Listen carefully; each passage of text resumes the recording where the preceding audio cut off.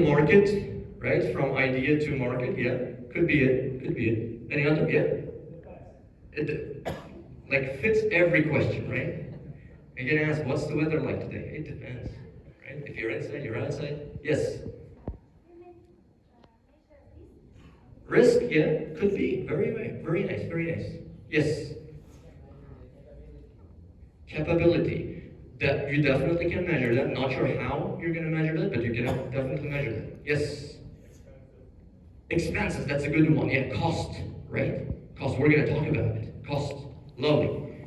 So, in my story, let me tell you a story. So, after about 15 years of experience, when I've been through startups, I've been through corporations, I had this opportunity when I just stopped, put my head out of the sand, and thought for a second. Right? It's very healthy to do that. I recommend you do it every once in a while. And I started thinking, right? What did I learn? What am I doing right? How do I want to improve? And I realized that I don't know what to measure in tech teams, even though I've been manager by that time for about like what, if it's 50, maybe for about like 10 years I've been a manager already, right? I didn't really know. I know like what do you call it? Sprint burn down charts and whatnot, right? But I don't really know. You know what I mean? I don't understand the essence. Why am I doing that? What is important? And I start reflecting. I start reading books like Measure What Matters, pun intended, right? If you find that book, read it. Lovely book. How to measure what really matters. How to understand what really matters for you, for your team, right? So with these ideas, let's ask another question. How can any job be done? How can you do a job? With what qualities? Any ideas? Motivation. You can do it. Motivation is like how? Yeah, probably it fits. Yeah. Discipline. All right. Yeah. Consistency. All right. These falls into a thing called quality in my books. Right. You can do it with a good quality. Motivation maybe with speed. Right. Yes. With planning. All right. Again, probably a derivative of quality. Algorithms work. Say it again. Algorithms work. Algorithms work. Can you elaborate on that? I don't think I truly understand it. That's you just write step by step what. All right, yeah, with instructions, right? How to do something. All right, yeah, yeah. Communicate. All right. The good. But let me give you something else, right? And I think it will look familiar once you see it. You're gonna be, that's what he means. Probably I'm a very bad communicator. But once you see it, you're gonna be, okay, now we can talk. And there was on LinkedIn, there was one GIF. It was very popular with 3 switches, and you can turn on only 2 switches at a time. Whenever you turn on the third one of them goes down, right? So this is a Venn diagram for cheap, fast, and quality, right? You can do something very good, or you can do something very fast, or you can do something very cheap. And you can only pick 2 of them.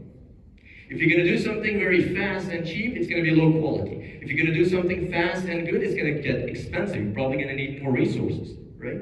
If you're gonna do something good and cheap, it's gonna take some time, right? And if you're gonna do all of them at the same time, you will open the portal to Narnia, right? So it doesn't exist. So that's what I realized. Every job that you do follows this fundamental rules, I guess, right? You can do something good. Doesn't matter if it's code, if you do furniture, right? And when I was reflecting about it, I remembered how we used to measure delivery. We used to deliver packages for Amazon in the Middle East. And we had 2 metrics.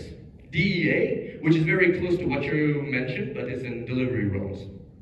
DEA and FDDS. DEA means delivery, estimation, accuracy, right? And the FDDS is first day delivery success.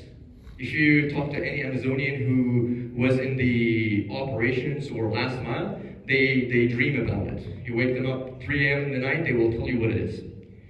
So DEA is how many % of the packages you have delivered on or before the promised date you have communicated to the customer, right? Similar to what you mentioned in terms of story points.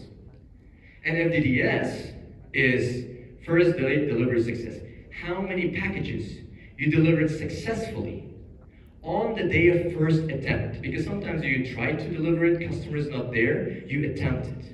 But the customer says, nah, I don't want it. Come tomorrow. I'm not at home, right? So the idea is, the trend that I've noticed that when we work with delivery partners, I would monitor these two metrics, and then the DEA would be 60% up until 8 p.m.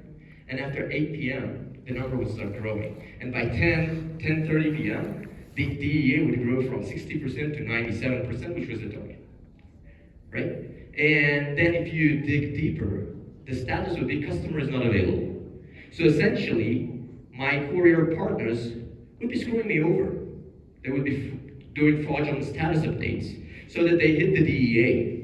But one thing they didn't realize is that once they do that, they have wasted their first attempt. They won't be able to get it back. So consequently, the next day, their FDDS is low. So just these two numbers would tell me everything I need to know about my delivery partners. If their DEA is high, if their FDDS is high, that means they're good. I can give them more packages. If their DEA is low, but FDDS is high, that means they're a trusty partner. It's just they need some help. Maybe they need some advices on how to bring more capacity, right? If their DEA is high, if the DEA is low, that means they're not trustworthy. They're trying to screw me over, right? So I'll probably start investigating and probably start finding other partners, right? With that, I understood the following. In most of the cases, coming back to this, your price, which is cheap part, is not a variable, it's static. In Amazon deliveries, it's the price of the package that you're gonna negotiate with your courier, but in the market, it's pretty much the same thing, right? It's industry standard. With engineers, again, it's a salary, right? Your salary doesn't go high, low, sprint by sprint. You negotiate the salary. Yes, you will have your appraisals every quarter or every year, but it's static for the most part, right? So there are only two things left, fast or good. Now, just like I mentioned, if you're gonna measure just one of them, the other one will suffer, inevitably. So you need to strike the balance on measuring both, right? So whatever you do, if the price is fixed, measure quality and speed so that you can figure out how to catch the balance. And the same thing for tech teams. So we've discussed why to measure, we discussed what to measure. Now let's figure out how to measure with the idea of a tech team, right? Let's refresh ourselves what is our SDLC typically, right? Again, it can have different names, different structures.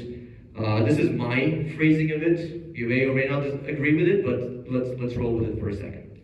First is discovery. This is typically in the product side of the software development, right? I've been in product roles a lot as well. So this is where you talk to your customers, right? Your leadership, your stakeholders, understand their pain point, right? And then you produce your whatever, Apex, and then PRDs, BRDs, you name it, right? Business requirement documents, right? That's discovery. Then planning, right? Planning is for the most part grooming, right? Or decomposition, whatever you call it, right? Grooming, distribution, where you allocate tasks to engineers, right? And then goals. If you're a real mature team, you learn to set goals for every sprint, right? So goals. The next step is execution, where you start doing your daily stand-ups, you code things, you test things, hopefully, right? Even better, you write test cases, right?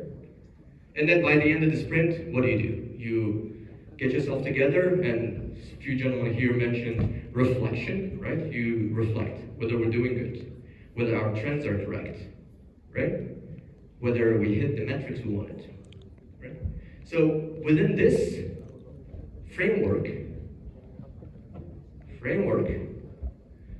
discovery, you talk about ideas. In grooming, you get the estimates. In distribution, you assign the owners to the tasks. right? In execution, you get the code and other collaterals, right? And in the review, you discuss